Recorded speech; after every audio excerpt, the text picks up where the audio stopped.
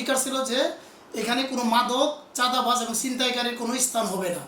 সেই অভিযানের এবং আমাদের পুলিশ কমিশনার স্যারের কঠোর নির্দেশনা ছিল এই ব্যাপারে যে কমিশনার স্যারের সেই নির্দেশনা মোতাবেক আমি চুরি, ছিনতাই এবং চাঁদাবাজি বিভিন্ন ধরনের মামলায় আসামি 224 জন অ্যারেস্ট করেছিলাম। এটা 2006-12-2025 সালে। তারপরে জানুয়ারিতে এসে 250 জন আসামি গ্রেপ্তার করেছি এবং সেটা হচ্ছে বিভিন্ন নাশকতা মামলা, চুরি মামলা এবং জঙ্গি মামলার বিভিন্ন ধরনের আসামি। পরবর্তীতে আমি ফেব্রুয়ারিতে 270 জন সর্বমোট আসামি গ্রেপ্তার করেছি। সেটা হচ্ছে বিভিন্ন ধরনের এবং 270 জন আসামি গ্রেপ্তার করেছি এবং 1.5 কেজি গাঁজা উদ্ধার করেছি।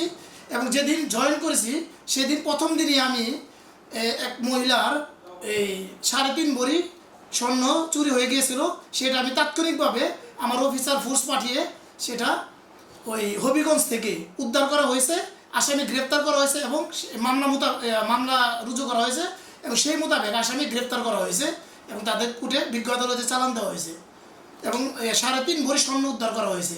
পরবর্তীতে আমাদের যে সময় নির্বাচনকালীন সময়ে আমাদের একটা সবচেয়ে বড় চ্যালেঞ্জ ছিল যে আমরা এই নির্বাচনটা অবাধ এবং সুষ্ঠু নিরপেক্ষ নির্বাচন করতে পারবো কিনা, সেটা আমাদের কমিশনার স্যার আমাদের বিভিন্ন দিক নির্দেশনা প্রদান করেছেন এবং এইবারের নির্বাচনকে আমরা চ্যালেঞ্জ হিসাবে নিয়েছিলাম।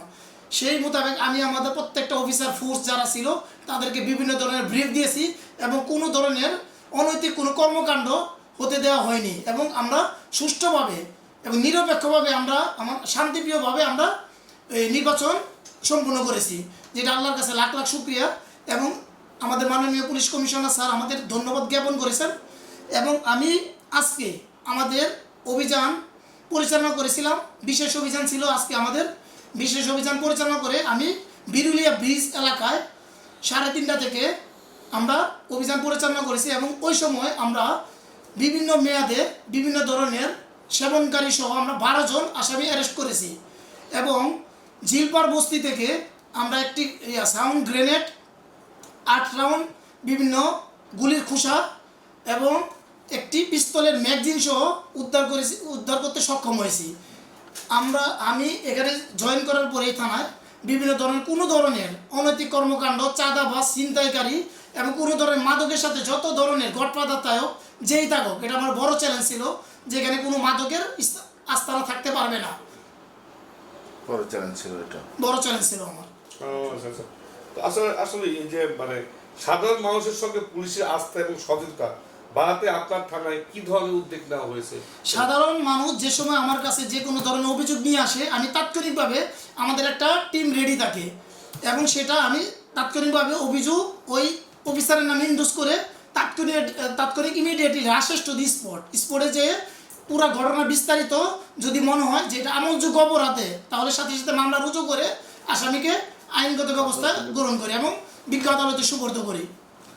বর্তমানে যারা এখানে জনসাধারণ আছে তারা প্রত্যেকেরই আমি চেষ্টা করি যে সর্বোচ্চ পুলিশের কাছ থেকে পূর্বের যেই সেবাটা সেটা থেকে যেন বেটার একটা সেবা আমরা দিতে পারি। যে কারণে এখন যে জনসাধারণ আছে, রূপনগরবাসী যারা আছে, তারা আশা করি তারা এখন অনেক আগে থেকে যেমন ছিনতাই, চাঁদাবাজ এবং চুরি অনেকাংশে কমে গেছে। আমি প্রথম দিন এসেই বলেছি যে আমরা জনগণের সেবক, আমাদের কাছে কোনো ধরনের বাধ্যবাধকতা নাই। যে কোনো শ্রেণীর লোক মানে নির্ভয়ে আমার কাছে আসতে পারবেন এবং আমার কাছে যে কোনো ধরনের সেবা আমি প্রস্তুত দেওয়ার জন্য।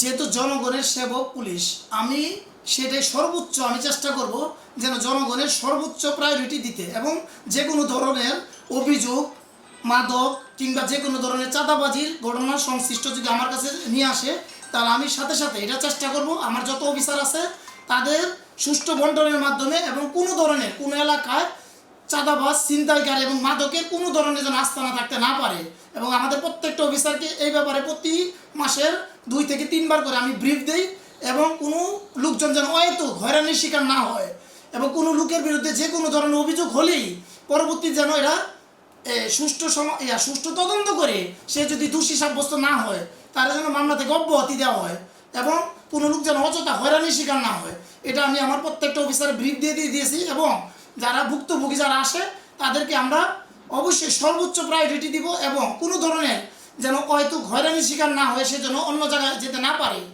এ কারণে তাদের আমরা সর্বোচ্চ প্রায়োরিটি দিই।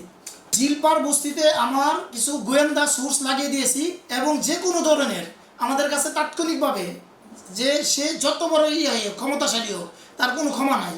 আমি আমার প্রত্যেকটা অফিসারে বলে দিয়েছি যে ওইখানে যদি কোনো ধরনের মাদকের কিংবা গাঁজার কোনো আস্তানা থাকে তাহলে সাথে সাথে আমার টিমের মাধ্যমে আমি তাৎক্ষণিকভাবে মামলা এবং বিভিন্ন ধরনের মোবাইল কোর্টের মাধ্যমে তাদের সাজার ব্যবস্থা করি। আমি চাই রূপনগরবাসী যেন স্বাচ্ছন্দ্য জীবনযাপন করতে পারে এবং কোনো ধরনের চিন্তায় চাঁদাবাজদের যেন কঠোর হস্তে দমন করতে পারি। আপনারাও আমাকে এই ব্যাপারে সাহায্য ও সহযোগিতা করবেন বলে আমি আশা রাখি।